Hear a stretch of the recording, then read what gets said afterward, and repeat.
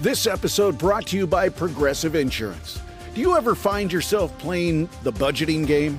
Shifting a little money here, a little there, and hoping it all works out?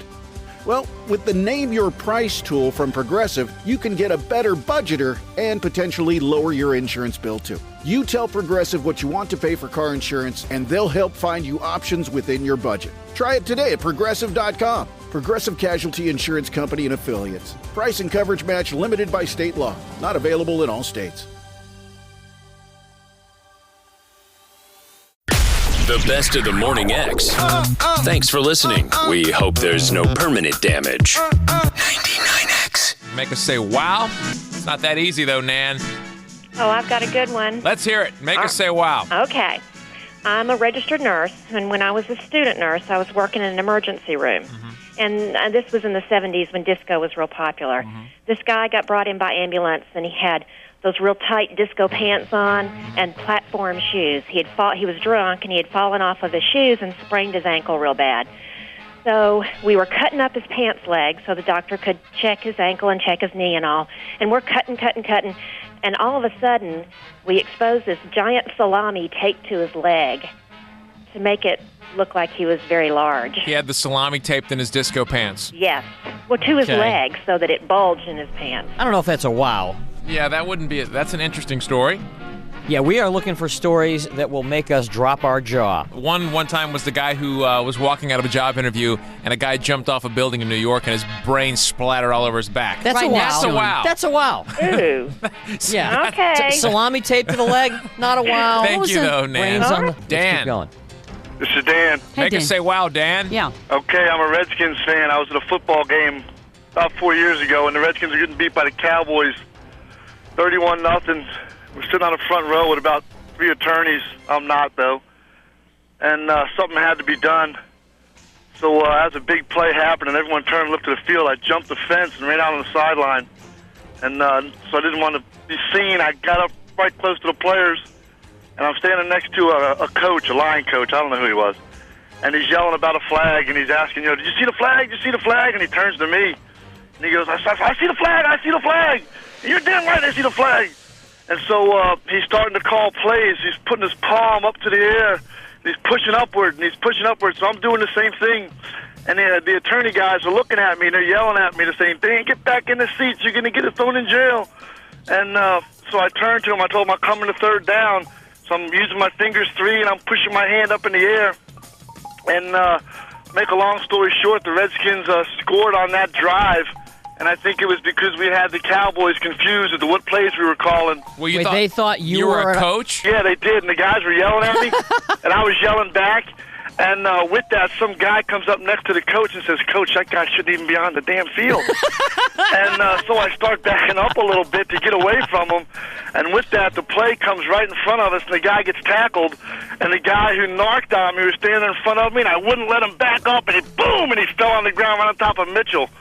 And we scored on that drive, and I ran back in the seats, and the attorneys took me and got my ass out of the ball field real fast. Tell you what, this guy, first of all, knows how to tell a story. You are a great one. storyteller. Is that a true story? So, I swear to God, it's a true story. And the staff meeting next Monday started off by one of the attorneys telling him the craziest story he ever seen. So you run down on the field and just start mixing in with the officials and making calls. With the coaches? With the coach. With the coach. I'm just doing what the coach is doing. If he's putting his hand up in the air, I'm putting my hand up in the air. And then the guys behind me keep going, Dan, come on back. I'm saying, third down. So I got this. Can I ask what made you do this? Had you had like a few beers? We were losing 31-0. It was really sad. So, I mean, just had to do something. So you're just a fan. Unbelievable. Sounds like something I would do. Is that a wow? You know what? I'm giving that a wow. I like his energy. I will definitely give that a wow. That's pretty funny. You get the wows. I'll take it. Thank you. Hysterical. See if we can get another wow. Yeah. Todd? All right. Well, what's your story? Little story here. Went skydiving for the first time up in Conyers, and Wow. a couple buddies and I did the accelerated freefall from 14.5. You're crazy. 14,500 feet. So we go through the 6-hour class, and we're up there. decide to, here we go. So we go up there and jump, land, we're high-fiving. We're like, yeah, it's awesome. First time jumping out of an airplane, and we hear this big ruffle noise. And the guy that fell behind us jumped out of the same airplane, had a big stream, what they call a streamer. So he cut away, yeah, I know what and that he is. never pulled the second chute. We watched him fall from about 3,000 feet all the way to the ground. Pow. It was kind of a screwed-up story, but... Did he die? Yeah, he's dead. Yeah, that's a screwed-up story. Did you know the guy? No, we just went up in the airplane. We were in the school with him the whole time. But like your first time to see that. A streamer is when the cords get tangled in the chute, and rather than it opening, it doesn't open. It just it's like a big streamer. Yeah, That's correct. That makes you want to take up skydiving. That was our last time. I bet. All right. Thanks, The Todd. very first time, and that happens. Sherry. Yes. Make us say wow. Okay, my husband and I had gone out to Dave & Buster's one night, and it was the first time I had ever played blackjack. And we went into the little casino room in there, and you just play for fun. But we started out with like $10,000 worth of chips, and I was starting off really low because I'd never played, and I kept winning. So, eventually through the night, I'd built up to like $500,000 worth of chips. Okay. And you either turn in your chips or you lose them. You don't win anything. So I thought, well, let's bet everything. So I bet like $500,000 worth of chips, and I hit blackjack. So now you have over $1 million worth of chips. Yeah. Yeah, unfortunately, it's Dave & Buster's money. It's always good in a fantasy world. man. It takes the wowness away a little bit. But Oh, but it was my first time. Sherry, that's had that good. been in Vegas, we would have given you a big wow, and you would have given us a loan. Hey, well, my husband said if he'd had the money, we'd have been on a plane that night. It's a good story, though. yeah, that's a good story. Oh, But, come on. well, it's Dave & Buster's money. Hey, the dealer said wow. Huh? The dealer said wow. But Well, then it didn't hurt anybody. Oh, No one got the no. cash. It's just not it's like I own 6 hotels. Okay, it's Monopoly. But yeah. Well, it has the potential to be a wow. Yeah, well, it's a good story. It's a good story. Yeah, thanks, Sherry. Okay, thanks. Dane, last one. Make us say wow. Okay. When I was in college, I was driving with my boyfriend back from Orlando to Auburn. And we were on the road, and it was in Florida, and you know how the roads are really flat there, so if it rains just a little bit, it starts to get kind of slippery on the road. Slick, yeah. And so we were driving down the road, and I was driving, actually, and there was a lot of traffic, and people started slamming on their brakes, and I hit mine and slid off into the median and hit like a concrete ditch that was in the median of the two highways. And so we get out, and he goes to walk up. We couldn't get the car, back out of it because it was in the concrete. So he walks up to one of those phones to call a tow truck. And a man pulled up in a Jeep, and he had his, 7-year-old son in the Jeep, and he said, well, I'll tell you what, I've got some rope. So he is at the car hooking up the rope to our car, and I'm standing kind of by the Jeep, but a little bit further down. And I'm watching him hook the rope up. And Mark is walking back, and all of a sudden he starts screaming, Dane, run, run! He's screaming as loud as he can. And I turn around and look, and an 18-wheeler is sliding off the road at the exact same spot that we had come off the road. And I dove out of the way, and the 18-wheeler ran over the spot that I was standing in. Oh, wow. And flipped over. Oh, my. And Flipped? everybody on the two roads, because it was a two-lane highways going both ways with the median in between, were watching me almost get hit by the 18-wheeler.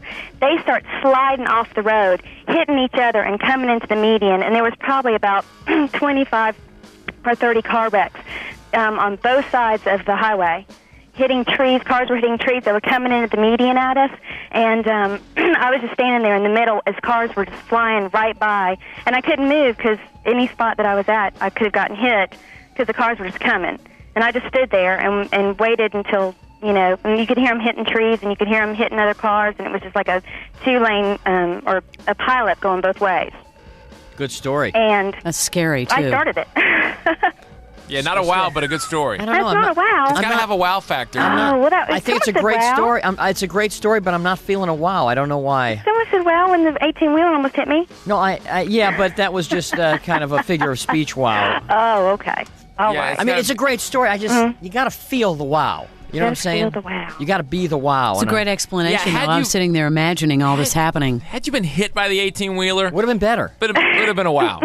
You're listening to the best of the Morning X. How can you, in any good faith, continue to do a show like this knowing there's a very strong possibility that the entire show is BS? Barnes, Leslie, and Jimmy. 99X. Hey everybody, I'm Michael Strahan, and St. Jude has been close to my heart for many years. Their groundbreaking research is changing how the world treats childhood cancer and has helped push the survival rate in the U.S. from 20% to more than 80%. Please help St. Jude give children the greatest gift, a chance at a lifetime. This holiday, help St. Jude find more cures for more children.